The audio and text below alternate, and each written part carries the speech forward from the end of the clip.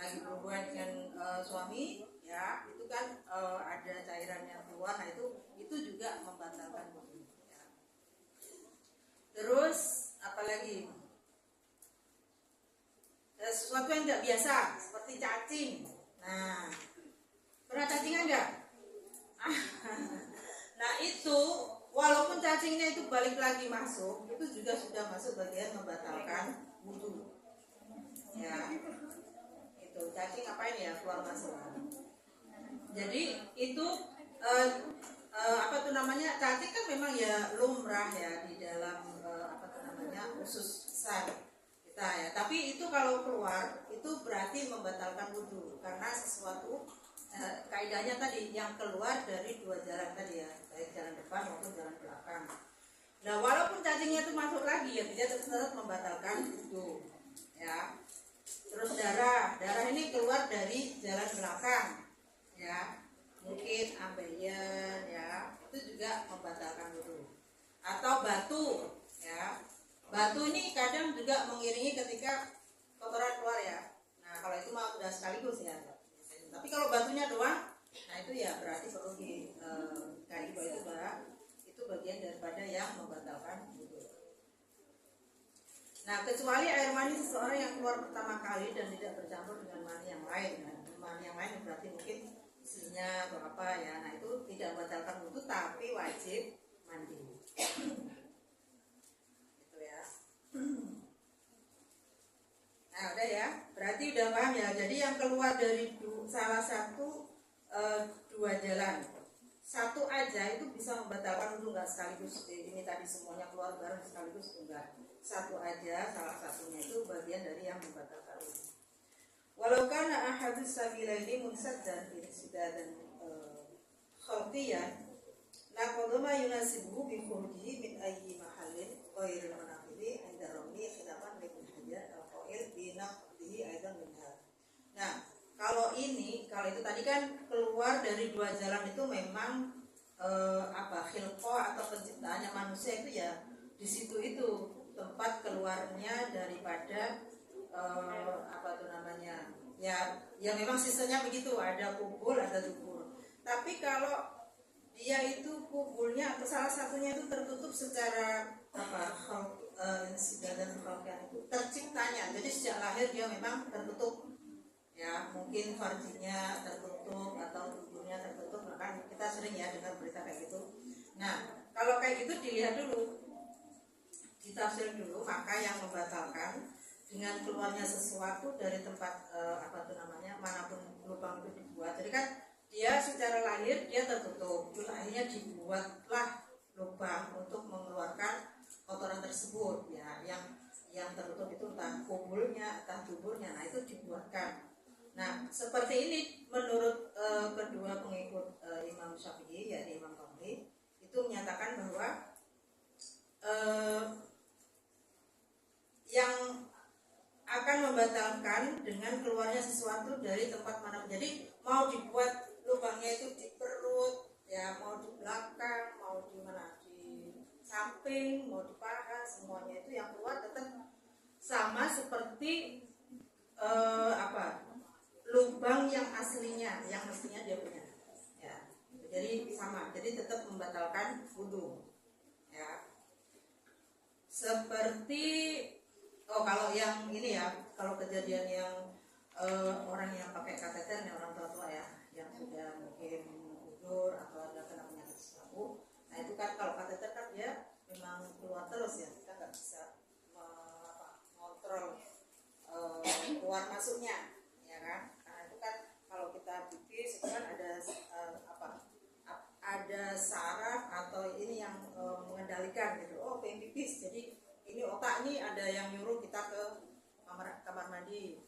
BAB juga sama, tapi kan kalau pakai kateter kan ya, itu bagian dari daimul hadas. Dawamul hadas atau daimul hadas itu berarti dia selalu hadas. Kalau selalu hadas itu walaupun dia selalu hadas, dia tetap berkewajiban sholat tapi dengan cara-cara tertentu. Sholatnya harus di dalam waktu, wudunya juga harus di waktu yang untuk dia sholat itu. Misalkan zuhur ya dia wudunya zuhur ya. Kalau kita kayak gini kan orang sehat bebas, wudunya tadi jam 10 dipakai buat sholat zuhur sampai asar sampai maghrib, pokoknya seperti nggak batal ya, itu berarti boleh ya, itu boleh gitu. Nah itu kalau dalam hadas wudunya hanya untuk sekali aja ya, di dalam waktu yang sama ya. Nah itu seperti itu. Tapi kalau yang seperti ini ya, dia dibuatkan lubang ya supaya apa tuh namanya, saluran kotorannya itu bisa keluar. Nah seperti ini menurut Imam Romli itu tetap dibatalkan, tapi menurut Ibnu Hajar juga tetap dibatalkan dari manapun keluarnya. Nah ini tafsir lagi. Amma idza kana al-insidatu a'ridun fala naqadha illa bima kharaja min thubbat tahta al-ma'iddah walau fatahat lahu thubbatun wal asli munfatihun fala naqadha bima yakhruju minha fi ayyi mahallin kana. Jadi apabila salah satu dari dua jalan itu tertutup, tidak salah. Jadi ini baru mungkin ada sakit atau kecelakaan atau apa, dari dibuatkanlah lubang untuk saluran kotoran tersebut, maka tidak membatalkan kecuali jika keluar dari lubang di bawah lambung. Kalau lubangnya itu dibuat oleh dokter di bawah lambung, ini kan lambung sini ya, terus di bawahnya, nah itu berarti termasuk termasuk bagian yang tidak batalkan. Dan bila terbuka suatu lubang sedangkan aslinya tetap terbuka, maka tidak batal bila suatu keluar darinya dimanapun lubang itu terbuka. Nah ini kasusnya ya, kasus-kasus tertentu yang termasuk bagian daripada hal-hal yang membatalkan wudu. Ya, dari sini ada pertanyaan? Ada yang menanyakan sebelum kita ke poin yang kedua? Ya, yang keluar dari salah satu jalan, baik jalan depan kalau perempuan jalan kakinya, atau dubur ya, baik itu berupa rihun angin atau yang lainnya selain angin. Nah itu termasuk bagian yang membatalkan wudu, baik sebelum sholat atau ketika sholat.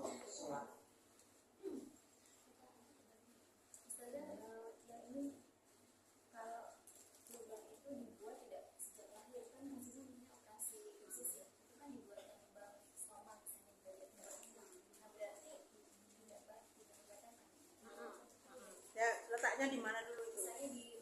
Biasanya kalau sama itu dibuatnya lewat perut ya biasanya. Nah, berarti tidak kelihatan kan? Tetap yang membatalkan itu. Iya, karena ini deh, ada ulama punya kaidah tuh gini, yang biasanya keluar itu keluar dari tempat itu berarti membatalkan wudu. Yang tidak biasanya keluar itu dari tempat itu tidak membatalkan wudu. Kaidahnya, paham nggak? Jadi kan tadi dibuat yang kaidah aslinya yang membatalkan wudu adalah yang biasanya keluar dari tempat tersebut. Ya, itu semuanya membatalkan wudu. Nah, tapi ada yang tidak biasa keluar dari tempat tersebut, termasuk bagiannya tadi yang baru. Ya, yang baru itu berarti mungkin ada sakit atau kecelakaan segala macam, dibuatkanlah lubang baru untuk mengeluarkan kotoran. Nah, itu berarti tidak batalkan. Menurut kaidahnya pendapatnya ya, ini ada banyak pendapat sih Mbak di sini, tapi sebagian besar ada yang menyatakan begitu. Termasuk juga ini saya baca sering ngalamin nggak kalau perempuan kentut tapi di depan ya, itu ikut kaidah itu juga. Ada dua pendapat, tapi mazhab Syafi'i itu bilang membatalkan. Ada juga yang menyatakan itu dimakfu. Dimakfu itu berarti ketika sholat tok ya, sholat terus habis itu kita ruku ya, terus keluar angin bus gitu, tapi dari depan bukan dari belakang ya. Kalau dari belakang tetap batal ya gitu. Nah kalau yang depan ini itu tadi kaidahnya maksudnya. Jadi kalau yang nggak biasanya, karena kan nggak biasanya nih kentut tapi dari depan ya, makanya kaidahnya tadi yang nggak biasa keluar dari terjadi di depan kok kentut, karena kentut itu biasanya terjadi dari belakang. Nah itu ada yang menyatakan nggak batal wudhu, termasuk Imam Maliki, Hambali dan juga Hanafi. Ya, tapi sebagian juga ada yang mengikuti juga mazhabnya Imam Syafi'i, yakni tetap membatalkan wudhu. Gitu. Tapi ada yang menyatakan itu dimakruh. Dimakruh itu berarti ketika sholat. Ya, segala hal yang dimakruh itu ketika sholat itu berarti kalian nggak boleh membatalkan sholat hanya karena hal-hal najis yang kecil. Kayak misalkan ketika kita sholat ketemu darahnya nyamuk, nah itu nggak boleh batalin karena itu najisnya dimakfu.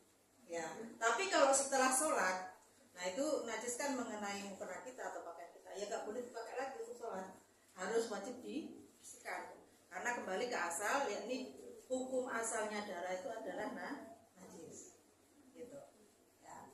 Terus mungkin yang lagi sakit ini kencing terus ya, kencing terus. Nah kencing terus itu juga gitu sama. Kalau misalkan ini kan berat ya, karena bentar-bentar kencing ya kan. Nah terus sholatnya kapan, wudunya kapan? Kan itu berat juga ya. Nah itu juga bagian dari hal yang dimakruh. Jadi ketika sholat terasa keluar kencing tapi sedikit ya, kalau banyak ya tetap najis ya, kalau banyak tetap najis, dikit ya, kita kerasa dikit keluar. Nah ini kan kondisi kita lagi kurang sehat ya, karena itu nanti kencing atau mungkin kita apa tuh namanya diare mulu ya. Nah ini keluar tapi dikit. Nah dikit itu dimakruh kalau di dalam sholat. Tapi setelahnya mau sholat yang kedua ketiga ya kita tetap harus bersuci kembali. Gitu. Ya. Ya, ada pertanyaan lagi? Sebelum kita ke yang kedua yang batalkan wudhu, yang kedua yakni zawalul akli binaumin au ghairihi. Hilangnya akal atau kesadaran ya. Kesadaran ini berarti kembali kepada syaratnya wudhu, yakni mumayyiz atau tamyiz. Tamyiz itu berarti kita bisa membedakan oh ini fardu, ini sunnah. Nah itu bagian dari tamyiz. Apa tuh namanya? Tanda-tanda tamyiz. Yaitu hilangnya akal sebab tidur atau ghairi atau selain tidur. Orang tidur itu pasti hilang kesadarannya ya, apalagi sampai mimpi ya, itu udah pasti ya, udah pasti dia akan batal wudhunya. Tidur sampai mimpi, nah itu batal wudhunya. Atau selain hilang akalnya itu selain sebab karena tidur, kayak misalkan mabuk, pingsan, koma, apalagi mungkin sakit epilepsi yang lagi sedang kambuh ya kan. Terus sakau ya, tahu ya sakau, jadi dia mungkin ngedrag terus akhirnya sakau. Nah itu juga bagian daripada yang membatalkan wudhu ya. Terus apalagi selain itu gila ya, gila ini beneran gila ya, dia ya memang apa tuh namanya, mungkin schizofren ya kayak gitu. Nah itu berarti dia membatalkan wudhu. Nah seperti ini bagian daripada hal-hal yang membatalkan wudhu yang kedua. Illa nauma qa'idin mumakkinin maq'adahu minal ardi, kecuali tidurnya orang yang duduk ya, duduk tapi duduknya mumakkin. Mumakkin itu berarti konsisten, gak gerak-gerak ya, gak ada celah antara pantatnya dia dengan yang tempat yang didudukin. Nah gitu ya, celah itu termasuk yang rongga ya. Nah kalau dia ada rongganya begini ya berarti nanti bisa jadi tidurnya itu bisa menyebabkan batalnya wudhu gitu. Kalau ngantuk itu enggak membatalkan wudhu ya. Ngantuk membatalkan, karena mengantuk itu belum, enggak sadar sepenuhnya, masih ada apa kesadaran dalam dirinya ya, walaupun ngantuknya itu ngantuk banget gitu ya, itu masih belum membatalkan wudhu. Nah bagaimana cara duduk yang tamkin atau mumakkin itu?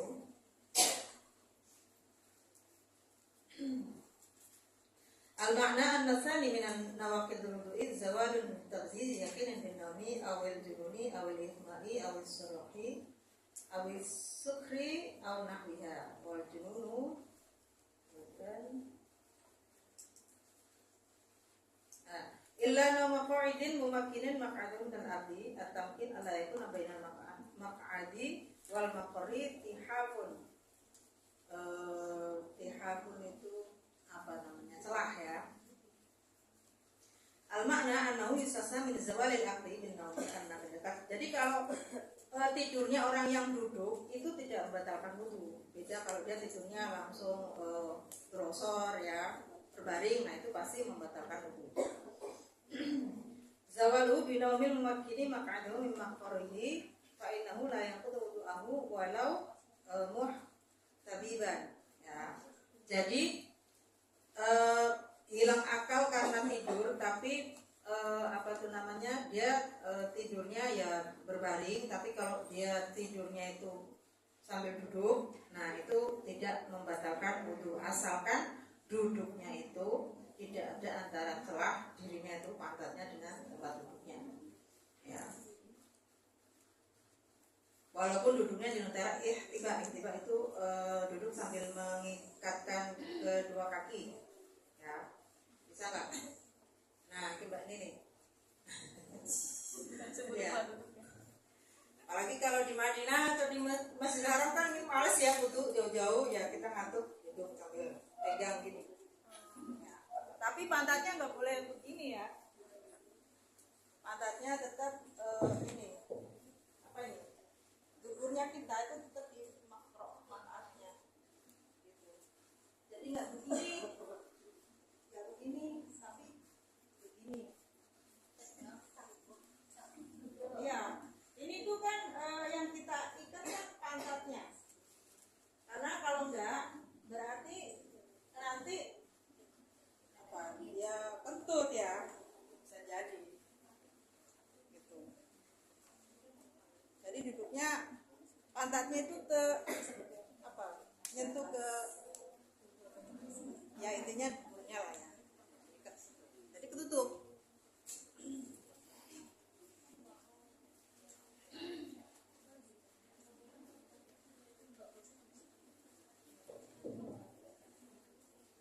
Tapi kalau yang bagus itu kalau bisa duduknya itu sambil sila tapi kita ngantuk, itu juga boleh, itu udah pasti tuh bisa.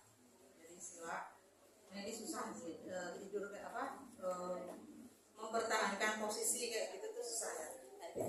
Saya sering kalau lihat kiai-kiai itu kayak gitu, dan ini susah. Sila ini, nah iya beneran tidur, tapi kan pantatnya ada masih wudu, ini masih bisa. Walaupun kita begini-begini, nah kalau begini, nah ini udah ini gitu. Nah kalau begini udah lain lagi ya, berarti ini udah ada yang lepasnya, benar-benar tidur loh ya, benar-benar tidur. Ini kan ini apa? Itu susah.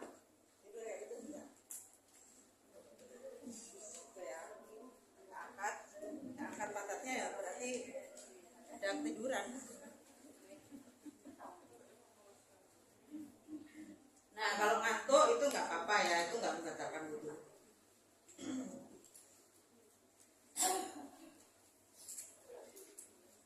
Nah ini ada ibroh ya, ada ibroh. Nah tadi layang tak itu wudu wahadin al-abjadi binaumin wala ilmahin li'anna qulubahum la tanamu wal ilmu yuqillu bihawasihim al-ghayra faqat wa yastahilu alaihim ghayruhuma mimma yuzil tamu. Jadi para nabi itu tidur maupun pingsannya itu tidak membatalkan wudunya ya. Jadi wudu itu bukan hanya milik syariatnya umat Islam ya. Sebelum Nabi Muhammad tuh ada cara taharah, walaupun kita nggak tahu caranya secara detail itu seperti apa, tapi pasti ada gitu ya. Karena itu syariat, kalau syariat itu Allah yang membuat ya, syariat itu Allah yang membuat. Nah tidurnya para nabi atau pingsannya para nabi, kan pernah dengar ya siapa nabi yang kita yang pingsan itu? Nabi Musa, ya, Nabi Musa ketika mendengar apa, ya minta diperlihatkan Allah secara langsung. Nah, habis itu suruh lihat gunung, gunungnya ternyata hancur dia pingsan. Nah, seperti itu pingsannya itu tidak membatalkan wudunya, ya. Pingsannya nggak batal. Itu juga bukan pingsan yang sebenarnya kayak kita pingsan kita itu ya, enggak ya. Para nabi kan pribadi yang kuat ya. Jadi para nabi itu tidurnya, ini terkenal juga ya hadisnya Rasulullah, itu juga tidak membatalkan wudunya. Tapi kenapa nabi itu kalau habis bangun tidur kok ya wudu gitu? Nah itu kan untuk mencontohkan syariatnya untuk umatnya, gitu ya. Jadi tetap Rasulullah itu juga memperlakukan syariat terhadap dirinya, walaupun sebenarnya tidurnya itu tidak membatalkan wudunya, ya. Tidurnya nggak batal wudunya. Nabi itu kan maksum ya. Maksum itu berarti terbebas dari dosa.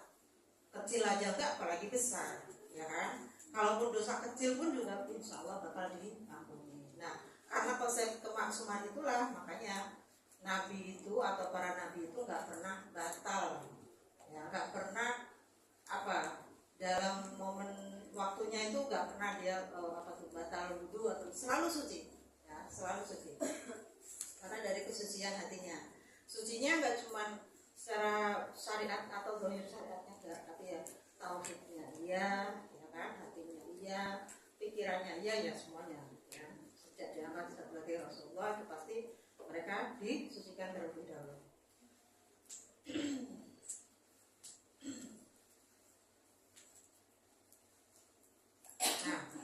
Nah, ada yang bertanyakan?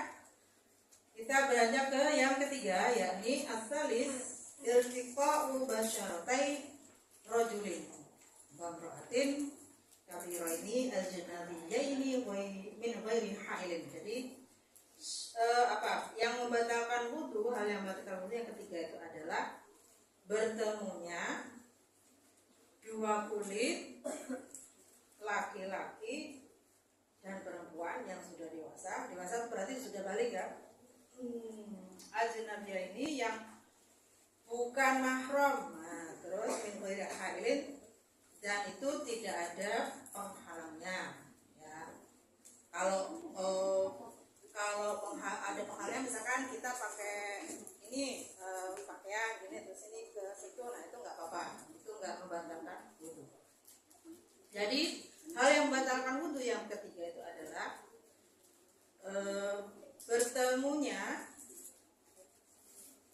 dua kulit laki-laki dan perempuan yang saling bersentuhan, ya, baik itu sengaja atau tidak sengaja, ya, baik itu diiringi syahwat atau tidak syahwat, ya wis pokoknya kepegang aja. Misalkan kita bayar uang ke kasir, ya, kebetulan kasirnya itu laki-laki, atau kita ngasih uang ke abang ojol, ya, nah itu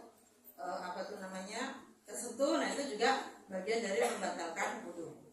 Baik itu disengaja atau enggak disengaja, itu membatalkan wudu, ya. Nah, siapa yang ajnabiyah ini?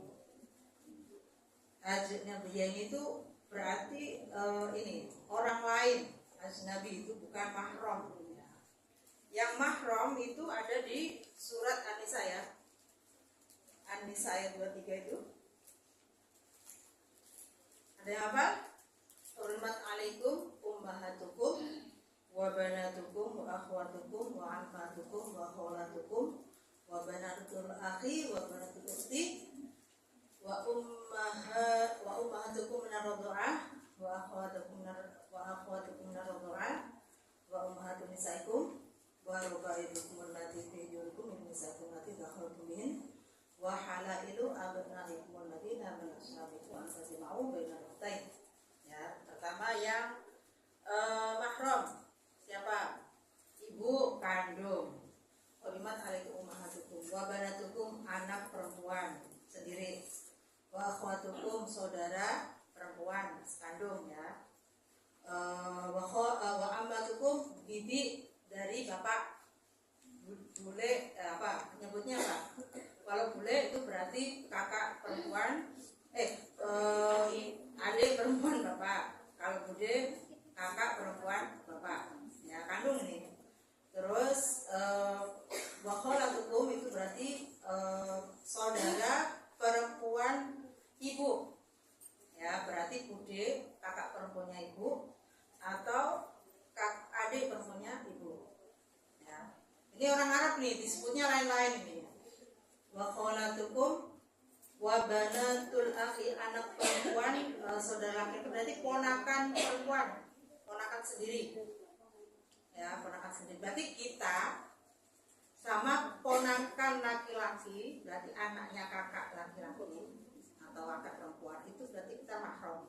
Ya, ponakan kita anaknya kakak laki-laki atau anaknya kakak perempuan, ya itu berarti kita mahram. Ya, jadi kita nggak boleh salaman kata itu. Ponakan ini ponakan. Kalau yang disebut itu kan hitopnya kan laki-laki ya. Hurmat alaikum, diharamkan kalian. Nah kalian laki-laki. Berarti kalau kita ya berarti logikanya seperti aja. Apa tadi? Wabanatul akhi, wabanatul ukhti sama ya tadi ya. Wabanatul ukhti, wa ummatukum naroda ya. Ya roda dulu ya. Jadi itu ibu bersusuan. Ada yang punya ibu bersusuan? Nggak ada. Ada. Punya pengalaman. Nah, kalau yang disusuin ponakan sendiri itu malah bagus. Ya, misalkan nih, saya juga pernah dapat pertanyaan kayak gini.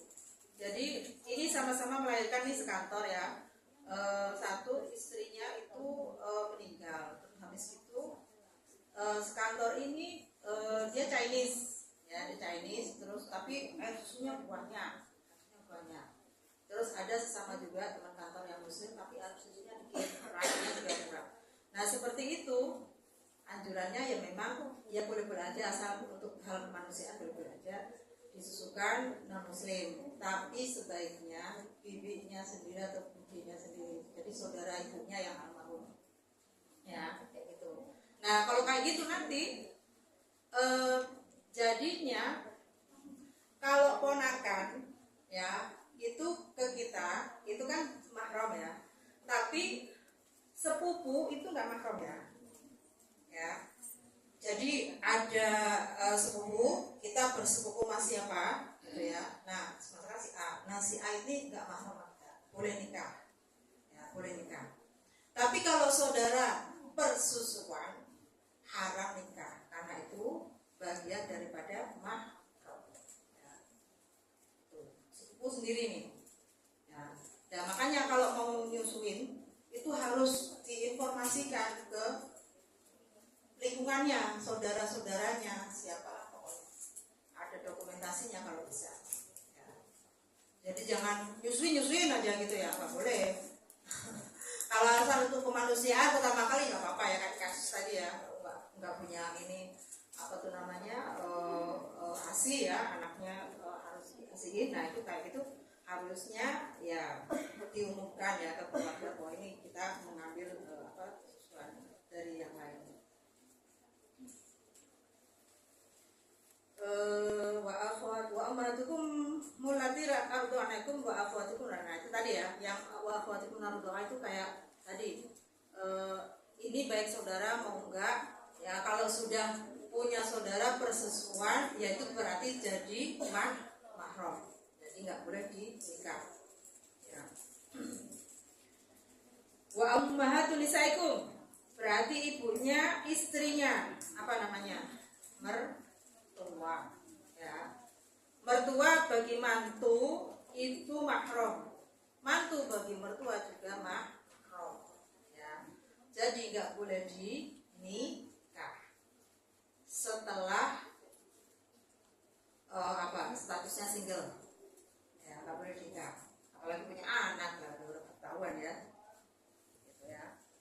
Jadi misalkan gini, ini mertua ya, terus suaminya udah meninggal, berarti bapak mertua udah meninggal ya, terus mantu ini istrinya meninggal, berarti kan istrinya kan anaknya ibu mertua.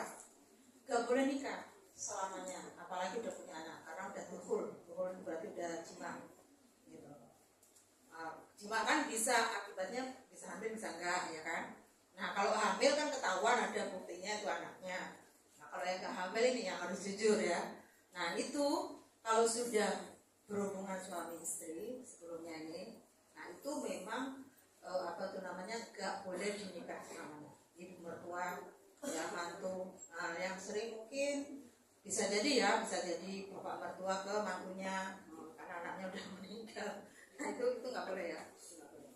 Itu mahram selamanya.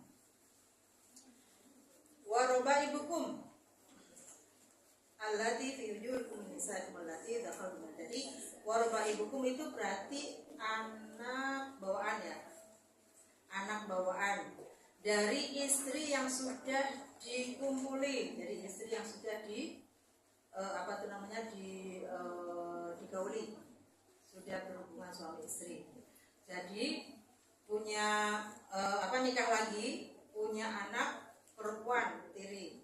Nah suami istri ini sudah berhubungan suami istri, terus cerai, terus mau ngambil anak tirinya, nah itu nggak boleh ya, itu nggak boleh karena itu sudah mahram.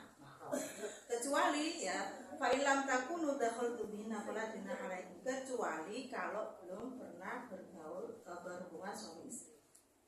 Nah gitu ya, kalau itu memang dia jujur nggak pernah berhubungan suami istri, nah itu dia setelah cerai boleh nikah dengan bekas anak tiri ya, bekas anak tiri kan ya namanya gitu. Tapi syaratnya tadi nggak boleh berhubungan suami istri. Batasnya apa hubungan suami istri? Ya sampai hasyafa itu masuk. Hasyafa itu buah zakarnya itu masuk. Ya. Itu namanya hubungan suami istri. Walaupun dia nggak keluar mani misalkan, nggak jadi syarat. Gitu ya. Ini penting diketahui. Jadi enggak kok cuma pegang-pegang loh, pegang-pegang berdua kan nggak tahu kita, ya kan? Ya harus jujur ya. Ini yang bikin syariat Allah sendiri, yang mengharamkan Allah sendiri. Jadi haram untuk ini bukan Nabi, Allah langsung. Terus yang terakhir yang mahram lagi itu adalah ini kalau ini untuk poligami ya. Jadi poligami mengumpulkan kakak perempuan adik perempuan itu nggak boleh ya, nggak boleh. Tapi kalau turun ranjang boleh. Tapi kalau poligami, kakak perempuan, adik perempuan, sekaligus saat itu juga ada orangnya dua-duanya, nah itu nggak boleh. Sering terjadi, Masya Allah. Ini beneran nikah, bukan selingkuh ya. Kalau selingkuh mah kita nggak bisa ngomong ya. Nah, ini beneran nikah. Jadi bener-bener nikah, ada maharnya, ada saksinya, ada walinya. Ya, itu nggak boleh. Mengumpulkan dua saudara kandung, termasuk juga kalau di sini nggak ada memang, tapi ijtihad ulama bahwa mengumpulkan bibi sama keponakan ya kayak tadi kan, bibi sama keponakan itu kan mahram ya, laki-laki maupun keponakan perempuan itu mahram. Jadi ada bibinya terus nikah lagi sama ponakannya sendiri, anaknya kakaknya atau anaknya ibunya, adiknya, baik dari saudara kandung laki-lakinya, bapaknya, saudara kandung ibunya. Jadi kan ini udah nikah sama bibinya, ini bibi kandung ya, bibi kandung bukan ini. Terus nikah sama ponakannya. Ponakannya itu berarti anak kakaknya, kakaknya istri berarti ya. Istrinya punya kakaknya punya anak perempuan. Kakaknya ini baik mau laki-laki mau perempuan ya sama. Ya. Atau dari bapaknya atau ibunya, pokoknya itulah. Nah, tadi kan dua itu mahram ya. Jadi ponakan laki-laki perempuan itu mahram. Baik dari saudaranya bapak, saudaranya kakak laki-laki kita atau kakak perempuan kita, itu ponakan kita itu mahram dengan kita ya. Jadi kalau kita ini ya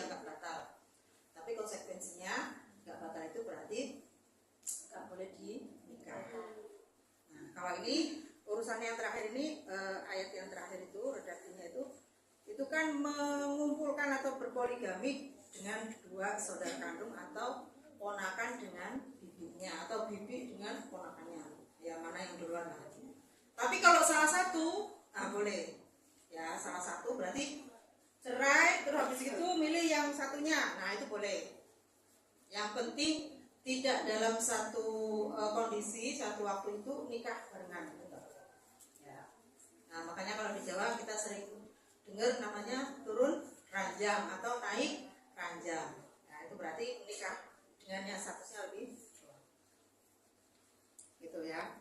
Konsekuensi daripada kategorikan mahram ya, berarti itu tidak membatalkan wudu kita ya, tapi nggak boleh dinikahi ya. Konsekuensi boleh dinikahi berarti itu membatalkan wudu kita. Makanya dengan suami istri itu namanya batal. Dalam mazhab Syafi'i itu membatalkan wudu. Karena apa? Suami kita boleh kita nikahin ya, karena boleh dinikahi itu makanya batal wudu ya. Ini dalam mazhab Syafi'i ya, saya nggak membicarakan mazhab yang lain.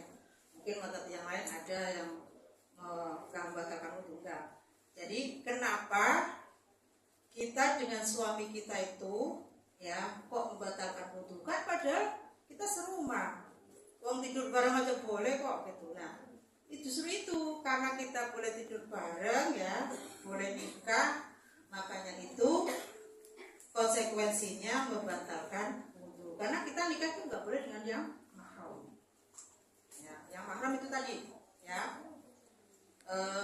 redaksinya kan memang ini untuk laki-laki ya, berarti ini juga berlaku untuk perempuan. Jadi kan ini kan diharapkan untuk kalian laki-laki ya, diharapkan untuk kalian perempuan ya. Ini nanti tinggal dibalik aja logikanya, ibu kalian ya, anak perempuan kalian, terus apa ini segala macam sampai bibi dan segala macam.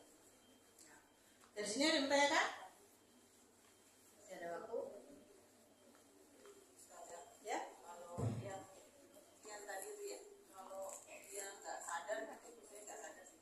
Dia di bawah sini itu sholat, tapi dia ngerasa yang lagi itu berarti punya was-was nggak? Ya, merasa sih real bener merasa ya. Karena udah biasa kan, udah biasa. Ini tahu gitu, kayaknya keluar lagi deh. Karena gini kan, kita kalau was-was itu kan nggak boleh juga ya kan? Nggak boleh, was-was itu harus diputus ya. Jadi kita ragu-ragu, ini kayak keluar kayak enggak. Nah itu nggak boleh kayak gitu. Sikap itu nggak boleh ya. Nah baru kalau memang kita nggak biasa was-was, itu memang kita punya kesadaran bahwa tadi ada yang keluar nih gitu loh.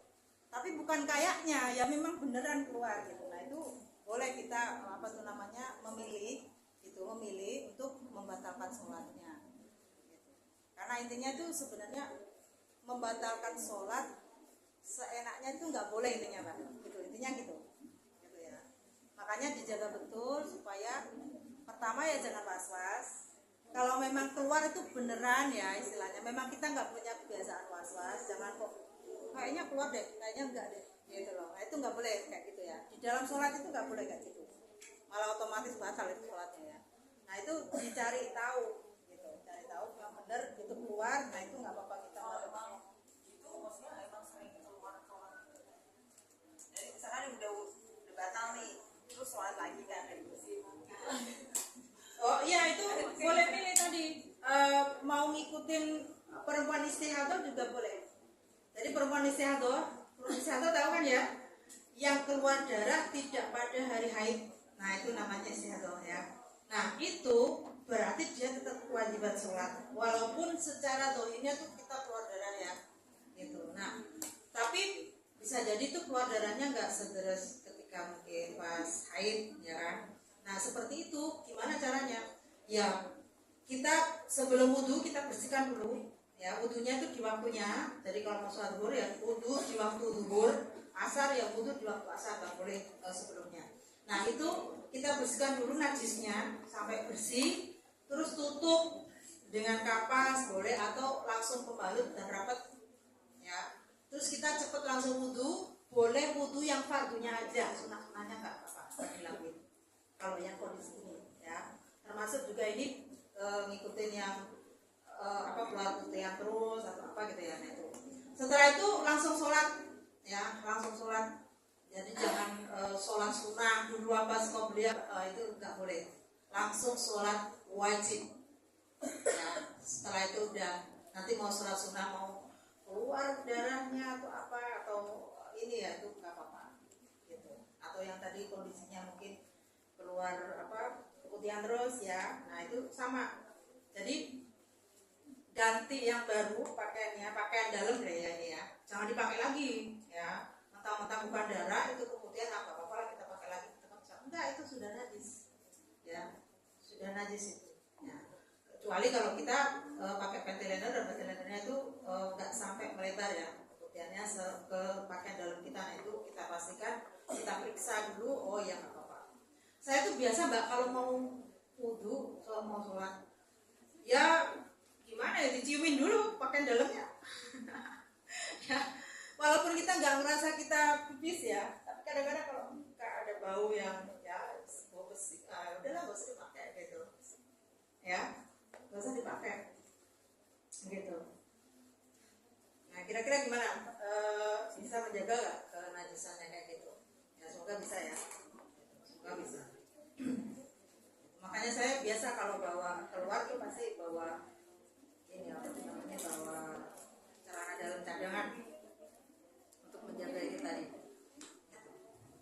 Ya itu tadi kayak gitu, ditutup. Tapi pastikan diri kita ini bukan orang yang biasa was-was. Ya, jangan. Itu kalau was-was itu nanti kalau kita bab sholat biasanya itu udah membatalkan sholat. Ya, ada lagi yang mau tanyakan? Ya. Kan misalkan memang di sholat itu kan setan suka ganggu ya.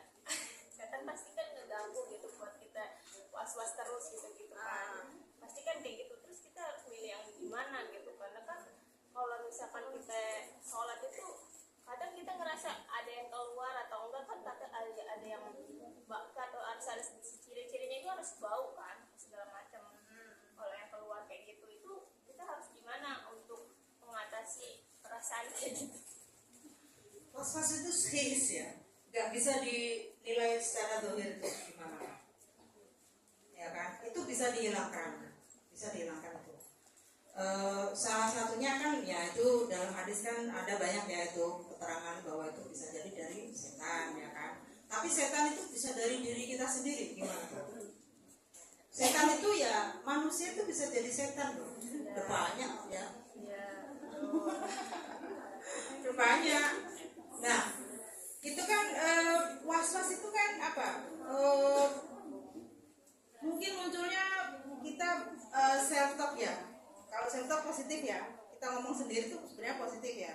Dalam hal tertentu kita positif. Tapi kalau dalam hal itu sholat, ketika udah madep, nah, makanya nanti kalau pas niat sholat itu kita benar-benar komitmen, kita mantap.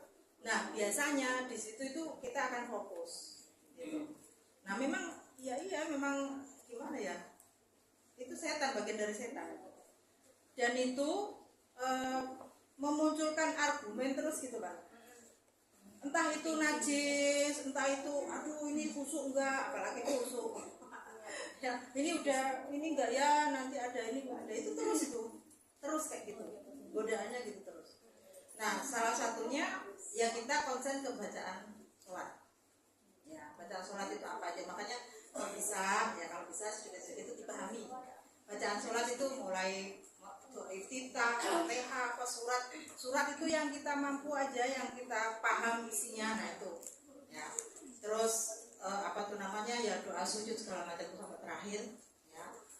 Atau ada doanya sebelum sholat nih.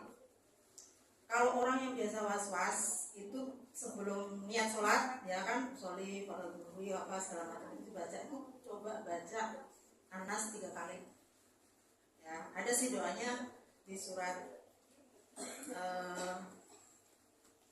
itu ya, baca An-Nas. Tapi kalau apalnya An-Nas gak apa-apa, An-Nas aja 3 kali.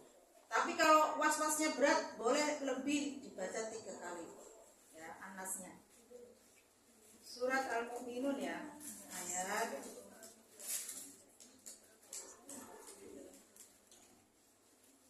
kalau guru saya bacanya Anas, Al-Falaq, Al-Ikhlas, nah itu dibaca. Ayat kursi juga dibaca sebelum sholat. Nah ini ayat Al-Mu'minun ayat 97.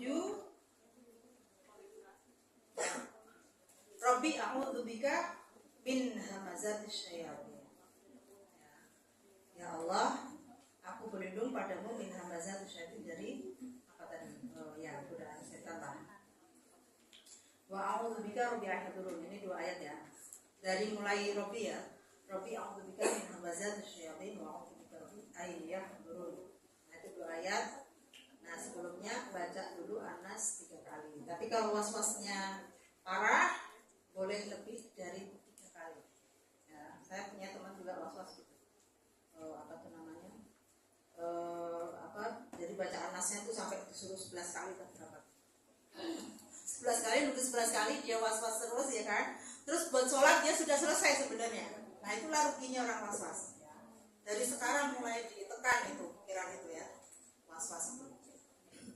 Oke ya, kita lanjutkan insya Allah minggu depan. Di katanya sholat batalnya itu ya. Wallahu a'lam bishawab. Assalamualaikum warahmatullahi wabarakatuh.